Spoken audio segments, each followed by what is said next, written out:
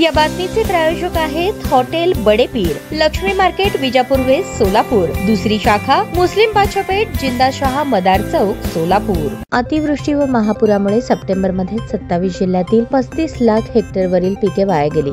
दिवाळीपूर्वी शेतकऱ्यांना नुकसान भरपाई देऊ अशी ग्वाही सरकारने दिली। मात्र भरपाईसाठी पंचनाम्याचा अंतिम अहवाल बंधनकारक असून शेतात पाणी असल्याने अनेक गावातील पंचनामेच करता आलेले नाही। अजूनपर्यंत एकाही जिल्ह्यातील नुकसानीचा अंतिम अहवाल शासनाकडे गेला नसल्याची माहिती समोर आली आहे। सप्टेंबर मधील अतिवृष्टीमुळे बीड जिल्ह्यात सर्वाधिक 6 लाख हेक्टर, अहिल्यानगर जिल्ह्यात 5.5 लाख हेक्टर, छत्रपती संभाजीनगर जिल्ह्यात 5 लाख हेक्टर, सोलापूर जिल्ह्यातील 4 लाख हेक्टर वरील पिकांचे नुकसान झाल्याची नोंद कृषी विभागाच्या प्राथमिक अहवालात आली आहे। अख्खा खरीप वाया गेला, आता रब्बीची पेरणी ही लांबवल्याची स्थिती आहे। महापुरामुळे 18,000हून अधिक शेतकऱ्यांच्या घरात पाणी शिरले, अनेकांची जनावरे आणि घरातील संसार उपयोगी साहित्य वाहून गेले। पाण्याच्या प्रवाहामुळे जमिनीमधील माती देखील खरडून गेली, घरांना चिरा पडल्या, वाहनांचे नुकसान झाले अशी विदारक स्थिती नदीकाठच्या गावांमध्ये पाहायला मिळत आहे। सुमारे 102 महसूल मंडळांमध्ये एकाच महिन्यात 2-3 वेळा अतिवृष्टी झाली आहे, तरी देखील अजूनही पंचनामे सुरूच आहेत। त्यामुळे दिवाळीपूर्वी नुकसान भरपाई मिळेल की नाही याची चिंता बाधित शेतकऱ्यांना सतावत आहे।